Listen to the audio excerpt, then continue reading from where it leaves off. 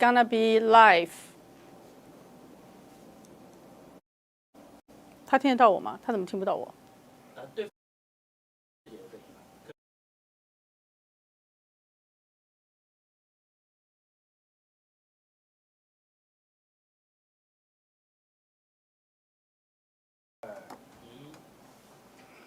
？Professor Jeffrey Sachs is a leading economist and developmental specialist.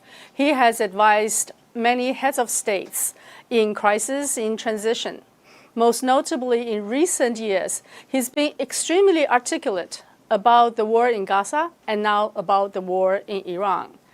So I have a great pleasure of inviting him for a dialogue with the audience, especially the Chinese-speaking audience, on his recent thinking and proposals.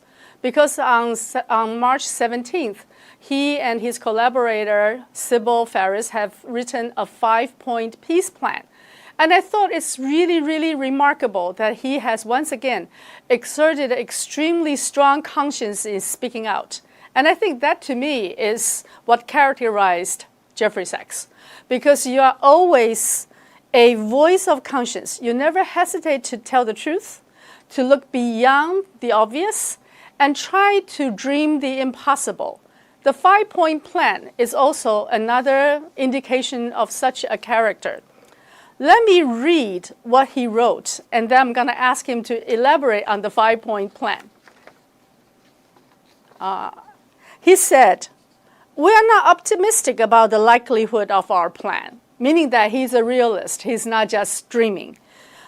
And then he talked about the obstacles. But he ended by saying, "Yet because the stakes are so high, it's worth laying out real solutions, even if they're long shots."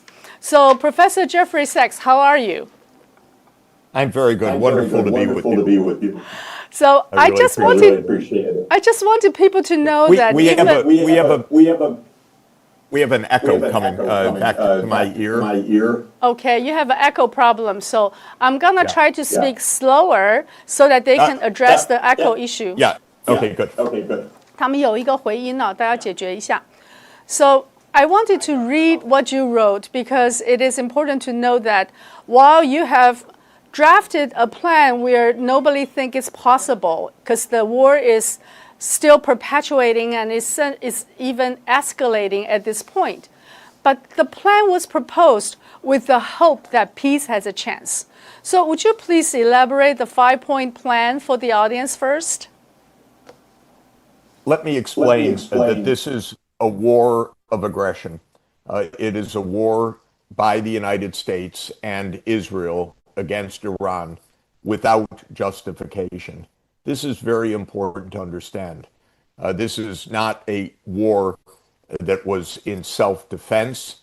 This is not a war because there was an imminent risk to the United States. This was a war for control by the United States of the oil flows from the Middle East and West Asia, and a war for control by Israel over its region. And of course, such a war is illegal by any international standard. It is very dangerous. And in this case, as in so many other cases of the United States, it was based on false military premises.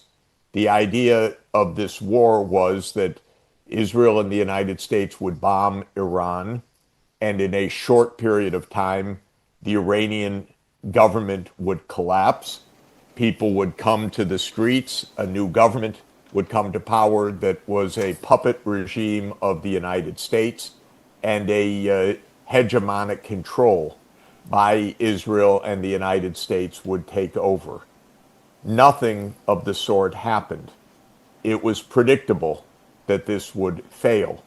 But unfortunately, the United States often makes such strategic miscalculations as it has done throughout the modern period. So, Joanna, the point of the peace plan is to unwind this terrible mistake. The direction that we're on is a path of escalation. the United States failed, so it's escalating. In return, Iran is escalating its attacks on the Middle East oil facilities, especially in the Gulf region, and on Israel. In return, the United States is now shipping Marines to the area for a ground invasion.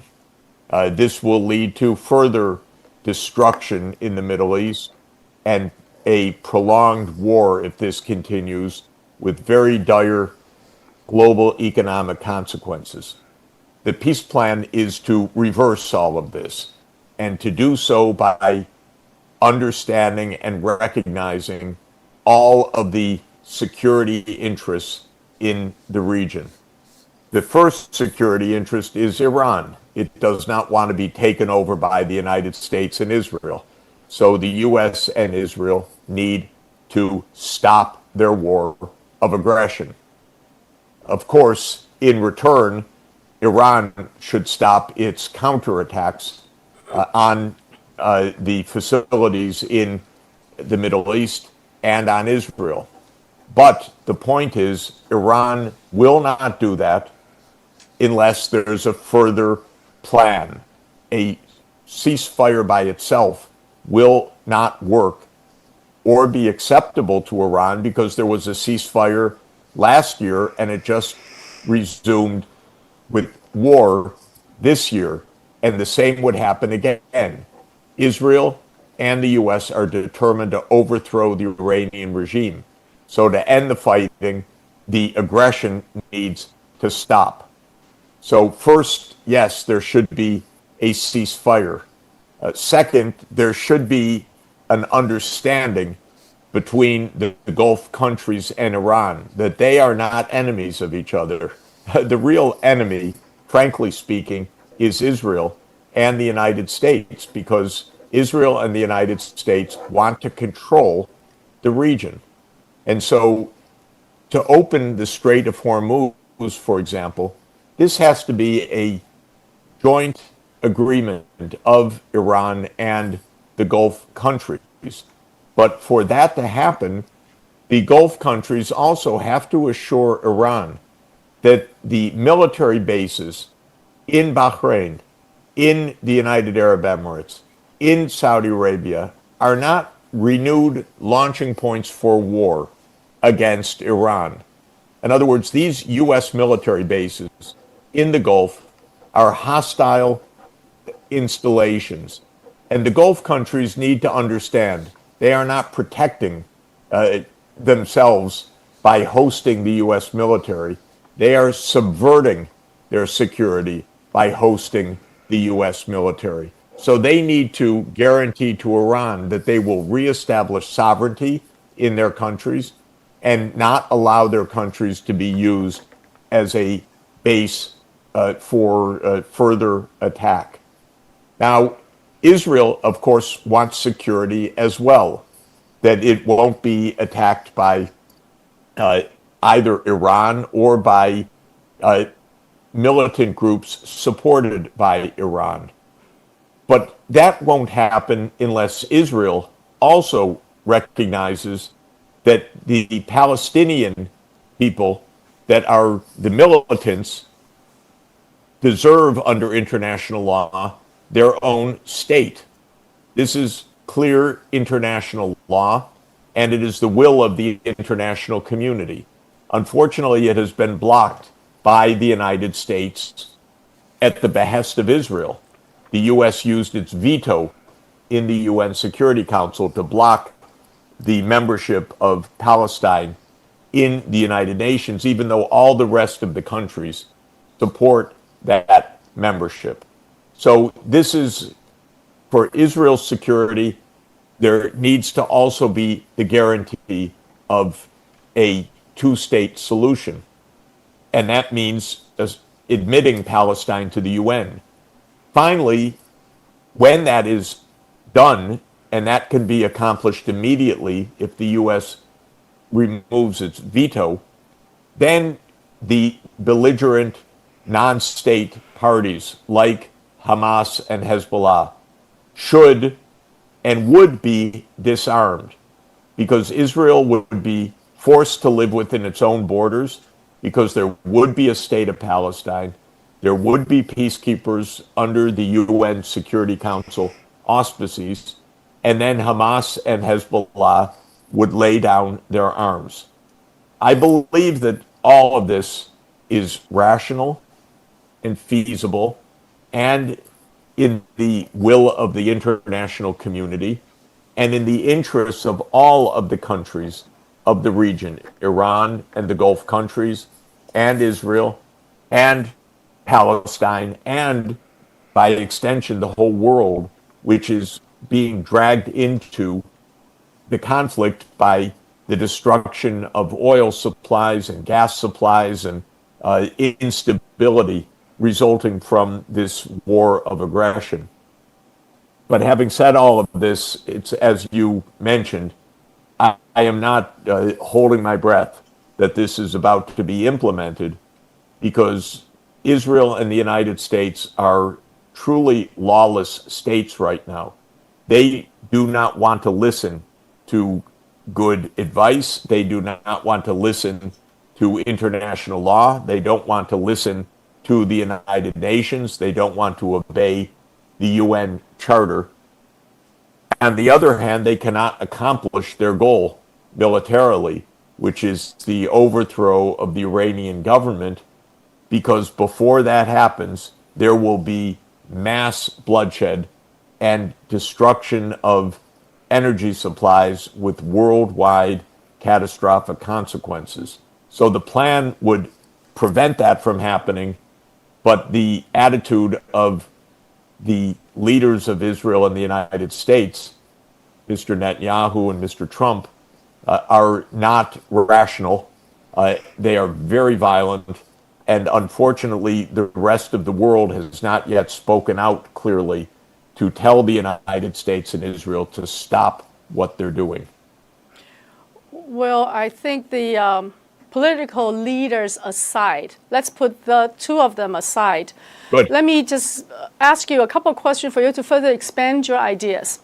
Well, the first one is certainly that your plan needs a new champion, which you wrote in the last paragraph. You actually outlined perhaps BRICS can be the champion, which also means the UN is not the champion. UN Security Council has not functioned. So how do you see the role of UN? Because even in your plan, ultimately, UN has a lot of room in terms of providing guarantees and stuff like that. So that's question number one.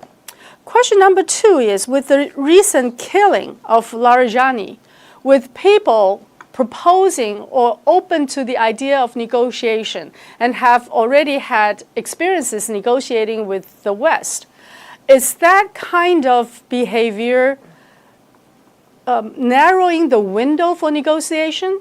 Because you need to have people who have respect and have the ability to present principled negotiation. And are we narrowing the chance for negotiation? So that's question number two.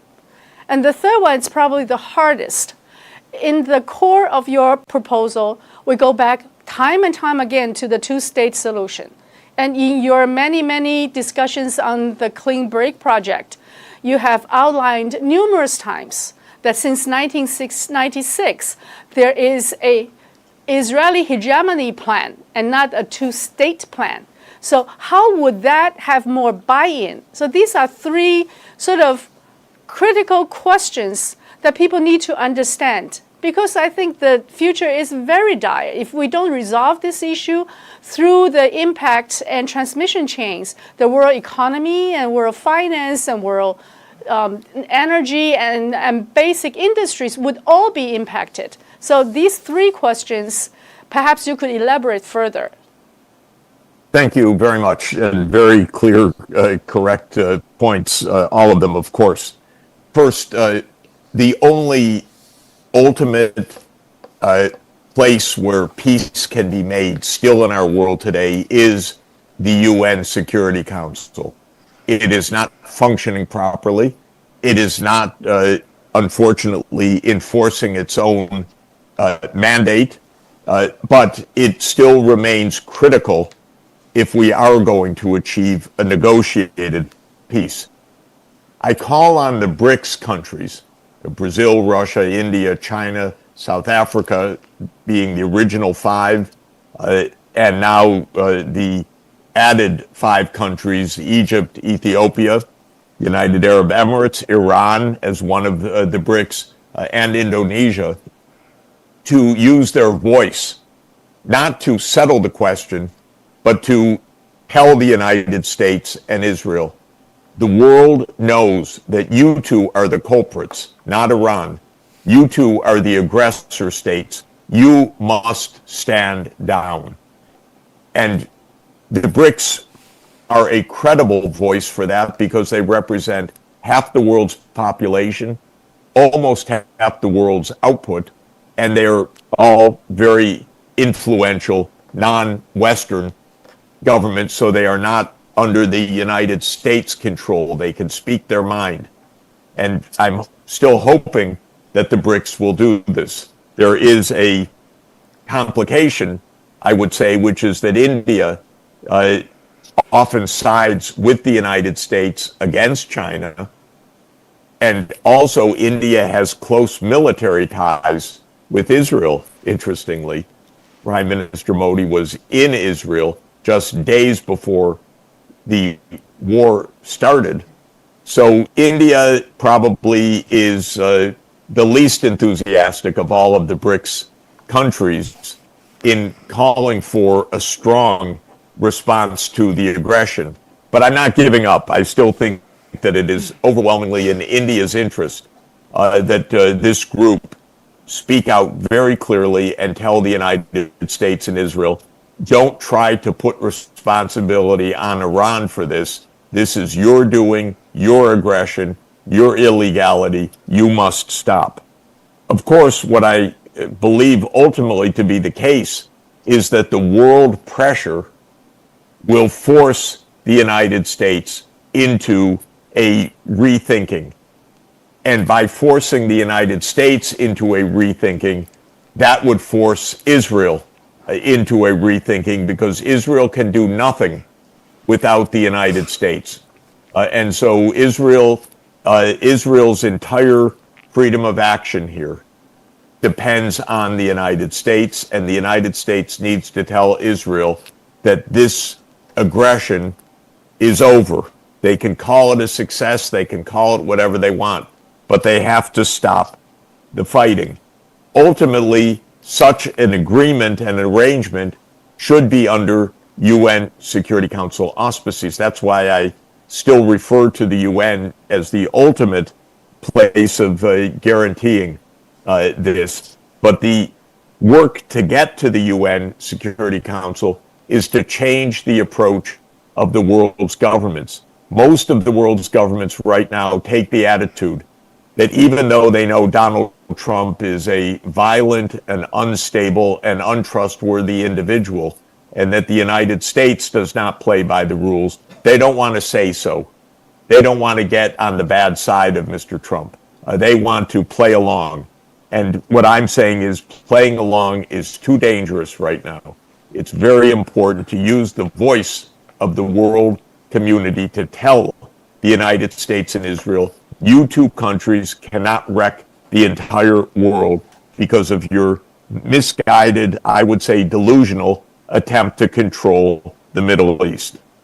On your second question of negotiation, of course, the bad habit, let me put it that way in quotation marks, of the United States and Israel of killing the negotiators and of bombing in the midst of negotiation is shocking.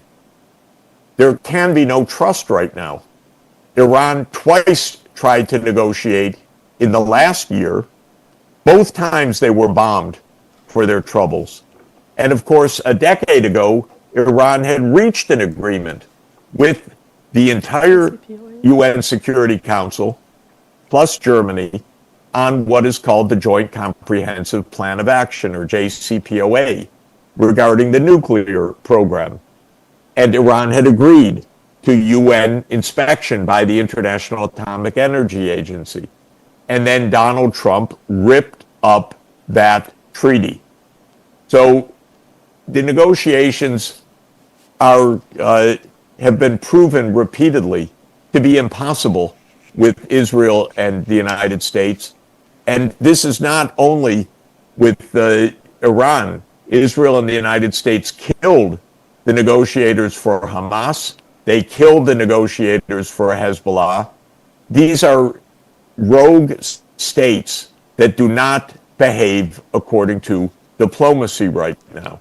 So if Iran went back to the negotiating table, which I don't think it will, it would be extremely naive. I met with the Iranian officials during the past 2 years, and they are very nice. They wanted to negotiate. I worried that maybe they were too forthcoming in negotiation. I said repeatedly, don't count on consistency by the United States. It is a very inconsistent country led by a very inconsistent individual. So you're completely correct. Negotiation is extremely difficult. I would not think that Iran would sit down with the United States in any way, even with the mediator. They had that with Oman, and they still were killed. And the story, by the way, is that the supreme leader and the tops of governments were killed precisely when they were sitting together in the compound of the supreme leader in order to discuss the negotiating situation. So this was not only incidental to the negotiations, they were killed because they were negotiating. And this is absolutely terrible. Interestingly, we saw Donald Trump at his worst yesterday when he was meeting with Prime Minister Takaichi, and he praised Japan for its trickery in launching the Pearl Harbor attack. This was quite shocking. It shows, personally, if I may say, just as an individual, what a disgusting man Donald Trump is, how completely incapable he is of being a true leader. Because what he did was praise Japan for an absolutely disgraceful, sordid act. The one that Franklin Roosevelt, our greatest president, said would live in infamy. Infamy. And Donald Trump made a joke about it because the United States did the same thing Japan did. It made a surprise attack in the middle of negotiations. And at least on December 8, 1941, the day after Pearl Harbor attack, Franklin Roosevelt knew the truth that a surprise attack during negotiations is a crime of infamy, whereas Donald Trump thinks it's a joke. So this is a very, very serious matter at a personal level, not only at a system level, that a president would say such a thing and reverse all of the understanding of the last 85 years that you should not make a surprise attack when you are in the midst of negotiating. You should never make a surprise attack of aggression. But this is what the United States has done. When it comes to the last point of the two-state solution, let me say just a couple of things. The two-state solution has been the preferred outcome for the Israel-Palestine question dating back to 1948. 88 years, actually, I should say 89 years, because the partition plan was voted by the United Nations in 1947. So that's 79 years ago. And it has never been implemented. So to say again the two-state solution can sound naive. The reason I state it is that it has been the international law for many decades. There are two peoples, the population of the Jewish population of Israel and the Palestinian Arab population, which is mostly Muslim and partly Christian. But these are two peoples. They do not want to live in the same state. So the two-state solution has been the proposal. The problem is that the government of Israel that is in power today, and at this point, most of the people of Israel do not want to allow a state of Palestine, even though that's international law. And the United States has backed Israel in its intransigence, in its opposition to a state of Palestine. So Netanyahu, the prime minister, leads a party called Likud. And Likud's founding charter, written in 1977, says that Israel will have sovereignty over all of the territory from the Jordan River to the Mediterranean Sea, which means that Israel will never allow a state of Palestine. This is against international law and it's against peace. So I want Israel to be forced to this condition by the world community and specifically by the UN Security Council, because that is what international law says.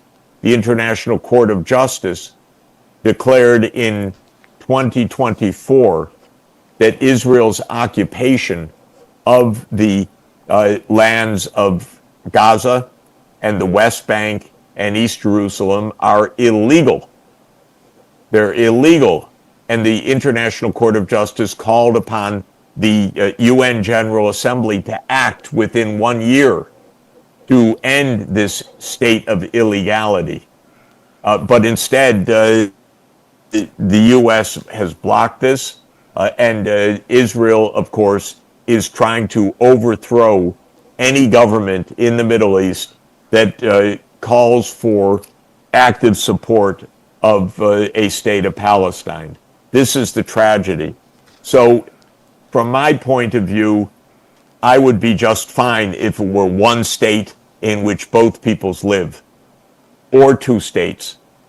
There needs to be peace.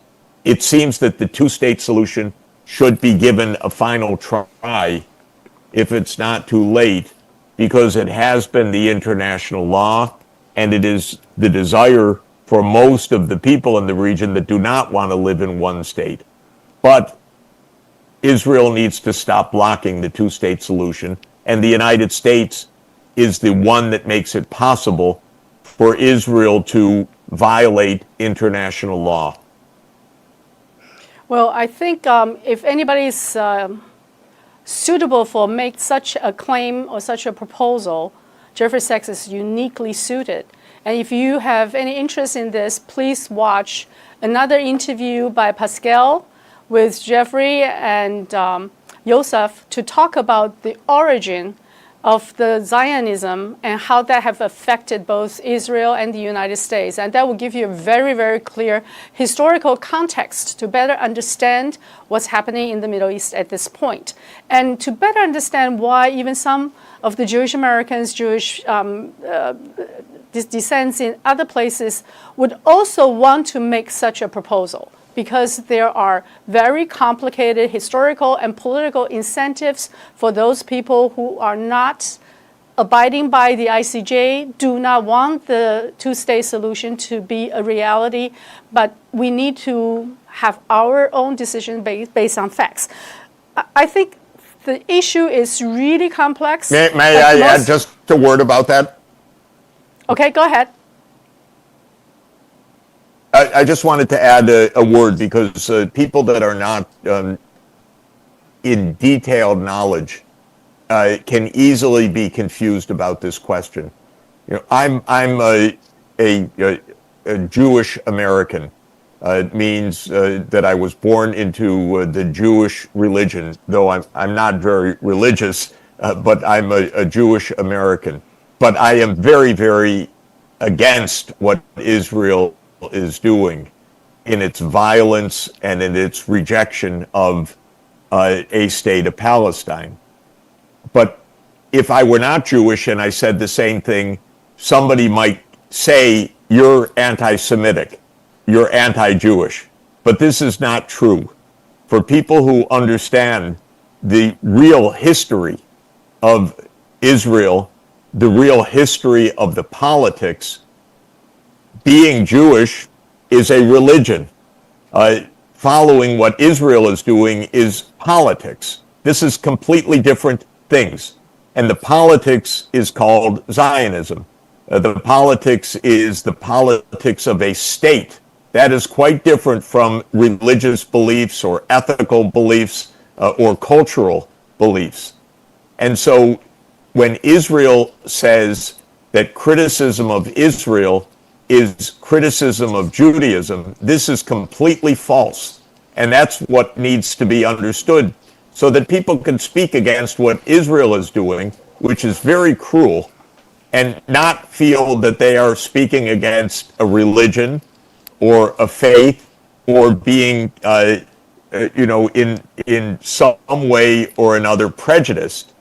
Because speaking against Israel is speaking against political decisions that are made that are, in my view, very violent and illegal. And therefore, they deserve to be opposed. But this has nothing to do with being Jewish or not Jewish or being anti-Semitic, which is the charge that's often made. That is completely false. And so that is, thank you for referring to this. This is the point of the discussion that I had with a very learned scholar, Professor Yaakov Rabkin, because he has studied the question of the Jewish beliefs on the one hand and the political Zionism, and showed they're not only are they not the same thing, the religious leaders often were strongly opposed to the political ideology. So these are two completely different categories. And I am opposed to what the state of Israel is doing. I think it is even suicidal. In other words, it's destructive even of Israel's own security, but it's also very cruel to the Palestinian people, to the people of Iran, and to the people of the Middle East more generally. Well, certainly, this is one of the most easily misunderstood and overlooked issue. And oftentimes, the word anti-Semitic makes it almost impossible to discuss. So I urge everyone to watch that long interview. Another often overlooked issue is how this whole situation would impact the whole hydrocarbon industries, not just in terms of price in the gas pump or how much oil going through the Strait of Hormuz. It affects a lot of things. And you are the sustainability expert. SDG is one of your babies. So perhaps you could just elaborate a little bit to make us understand how widespread the situation can be and how severe and how dire the situation can make our future. Thank you. Well, it's also not exactly a coincidence, but it is the fact that when I wrote my PhD dissertation 46 years ago, it was on the topic of oil supply disruptions, because we had had two oil shocks in the 1970s. During 1973-74, which was another war between Israel and the Arab states, and 1979-80, which was around the time of the Iranian Revolution.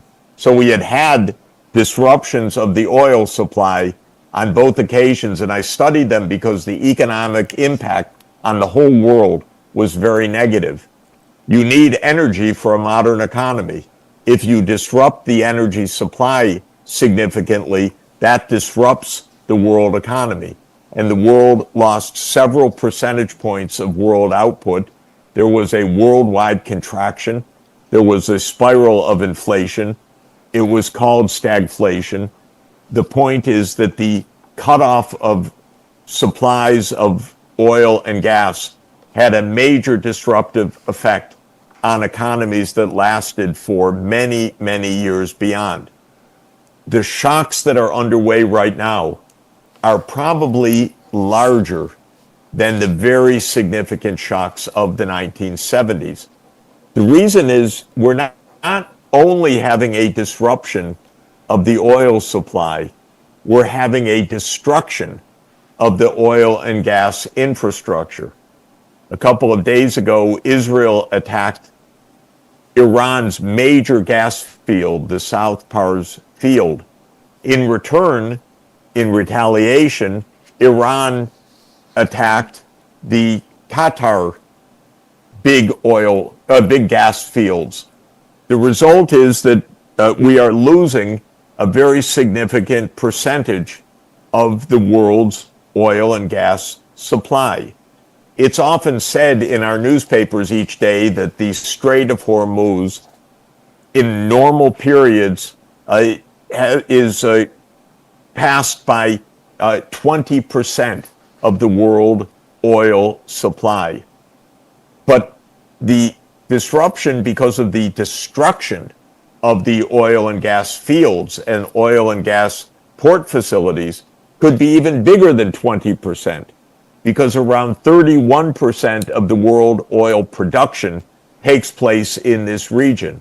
If the production is heavily damaged or destroyed, the economic consequences worldwide will be extremely severe. The natural gas is around 11 or 12% of the world supply, a little bit less because of greater amounts of gas being produced in the US and in Russia and elsewhere. But it's very significant, and it's under direct military attack right now. So this is a crisis that will be very big, and that's why I want the world, and especially the world's leaders, to say to Israel and the United States, stop now before you ruin the entire world economy. Stop your aggression, go back home, allow a peace plan to be implemented, and stop ruining the whole world economy.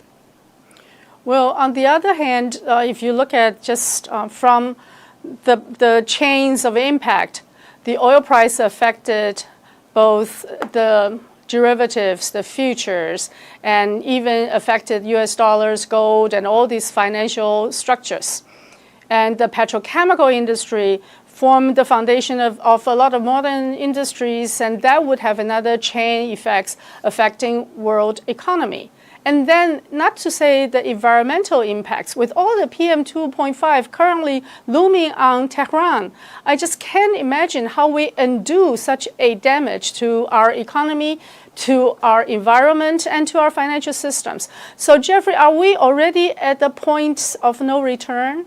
Are we still looking at perhaps a greener, better future with all the ideas of COP26, 27, and all these attempts trying to make the world a more livable place, a more sustainable place? Haven't we gone too far? Well, first of all, the war should end now. It doesn't even need negotiation, as I said. The United States and Israel need to stop their aggression. Then that would allow the rest to take place. And if it doesn't happen soon, and there continues to be the destruction of the oil and gas, exactly what you said, and exactly correctly, the effects will be enormous. And not just at the gas pump is the point you're making. The effect of a cutoff of energy is felt through the entire economy, and therefore through the financial markets, through wealth, through debt crises, through bankruptcies, through loss of jobs. This is what a supply cutoff will do if it continues this way, and especially if the physical destruction of the oil and gas fields continues as the escalation is leading right now. That didn't happen in 1973, 74, or 1979, 80. In those periods, there was simply a stop of flow of the energy, but not a destruction of the energy. This time, there's a destruction of the energy. Now, when it comes to the meaning of this for the world, of course, If the war continues, nobody thinks of anything else. But if there is, when peace comes, every government should say, look how vulnerable and unstable our economy is because it's dependent on oil and gas that comes from a heavily concentrated region. It's a good reason, another reason, for moving to renewable energy, wind power, solar power, hydroelectric power, all of the zero carbon energy, in some places if it's safe, nuclear energy. But the point is that the dependency of the world on these oil and gas flows has been known for decades. The advantages of clean air, safe climate, now very resilient systems and robust systems based on zero carbon power should come back into the priority for the governments of the world. So it's possible that there is a lesson learned from this disaster, and that is to accelerate the transformation away from fossil fuels towards zero carbon energy sources. I know we have already reached the end of our agreed time, but I have a very important topic, so I would ask you to allow us to explore that. You have been traveling throughout the world. Just in the past 3-4 days, you moved from KL to Tokyo to Beijing. I know that you're in a mission. You're in a peace mission. Ever since last September, after you finished the first peace game in Columbia University, in which I was very honored to be a part, you have been traveling and talking to heads of states. With this current war of the Middle East, what lessons learned can be given generally to heads of states, but also specifically to our side of the world? And may I just add, in the scenario that you have for the peace game last year, it is precisely on the Asia-Pacific, on the Taiwan Strait, on the potential tension across the Taiwan Strait. And now, even with the United States and Takaishi, people still talk about if there are military confrontation across the Taiwan Strait. So perhaps you could spend the last minutes, the couple of minutes, to talk about the general ideas of peace in our region, how you can propose to move on peace, and then perhaps ideas and advices to both heads of states and thinkers around our region, around the world. Thank you very much. Well, my first point is to my own government. It has to give up the delusional idea of hegemony or dominance or primacy, whichever word one wants to use. In the United States policy circles, the idea remains that the United States must be the dominant power in the world. This is delusional at this point. There are many powers in the world, China, Russia, India. There's no point in saying I'm number one, because that just leads to great power confrontation. And the United States needs to grow up and understand the world as it is, not the world of its delusion. So this is a very key point. The delusion leads to lots of war. The war in Ukraine is a war of American hegemony. This is maybe not the way that the propaganda of the West puts it, but the war in Ukraine came because the United States pushed its military alliance to Russia's border. It pushed NATO to enlarge to Ukraine and to Georgia, Georgia being a country in the South Caucasus region. And Russia was threatened by this U.S. action. That's a law that went back already to the 1990s when the United States began this idea of being the unipolar power, the sole superpower of the world, a very delusional, bad idea. So that's another lesson. A third lesson is that the great powers should give space to each other, to not meddle in each other's neighborhood so that they don't have a great power conflict. You know, I am against the United States expanding NATO. I am against the United States being in the middle of the issues between the People's Republic of China and Taiwan. Those are internal issues that are not the business of the United States, in my view. And the United States meddles in these issues in ways that are extremely dangerous and provocative. And a fourth lesson for leaders around the world is, if you think the United States is going to protect you, think again. This is very important to understand.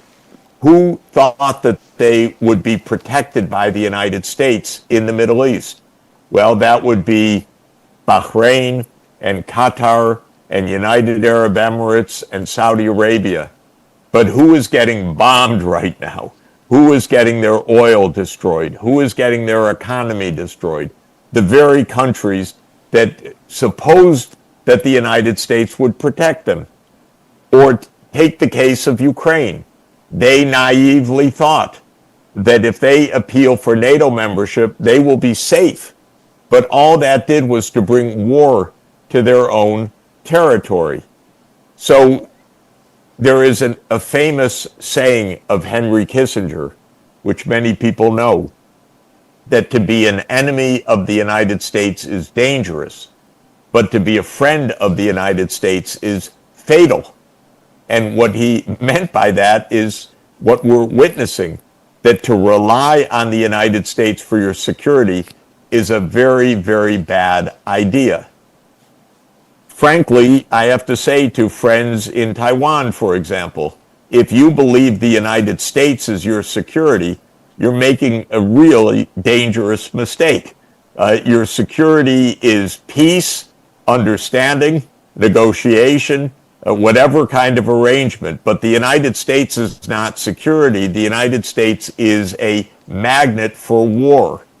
So I have appealed to my friends in Taiwan, like I did to my friends in Ukraine.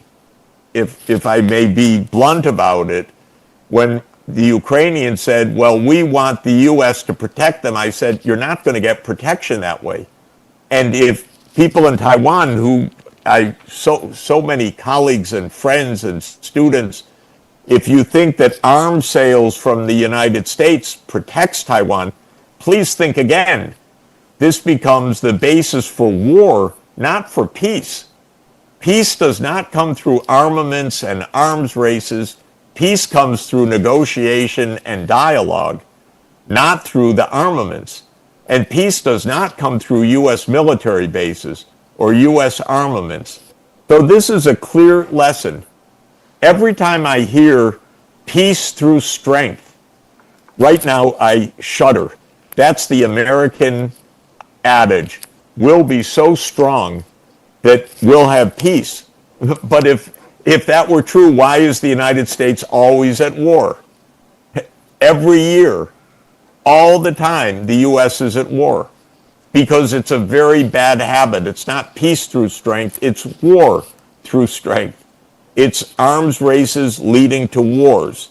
What we need is peaceful negotiation, mutual respect and understanding, solutions to issues like the two-state solution or like security in a region.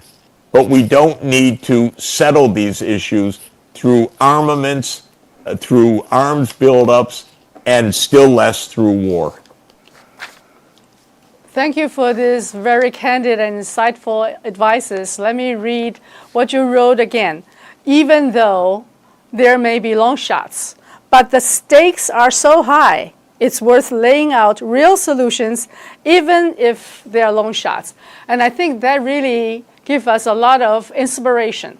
No matter how hard the situation may be, we still have to try our best to move on the peace trajectory and not just quickly go into war game, or even the illusionary war success.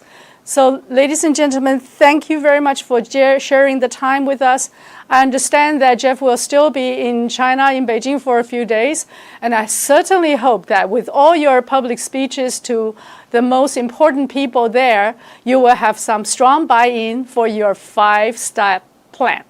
The 5-step plan currently is on the table, and I urge everyone to check the article and have some ideas on how this may be implemented. Maybe let's not start from, oh, this is not impossible, but try to say, oh, how can that be possible? With that, I thank you for giving us so much time, and it's always a pleasure. Thank you. I'm grateful to you. Thanks to you and to everybody listening. Okay. 大家好，我是主播周玉琴。很多的朋友告诉我们，选择原版的太阳星全效克菲尔益生菌，它添加有羽衣甘蓝，健康再加分。而有睡眠困扰的朋友们，赶快选择蓝色包装这一款晚安加强版，绝对是更有感。每日克菲尔，时刻美好 ，Good Feel Good， 请上快点购为健康下单，而且要记得输入推荐代码，有额外的折扣优惠。太阳星全效克菲尔益生菌基础版、晚安加强版，新包装改版，内容不变，抽取更方便。要吃就吃最好的。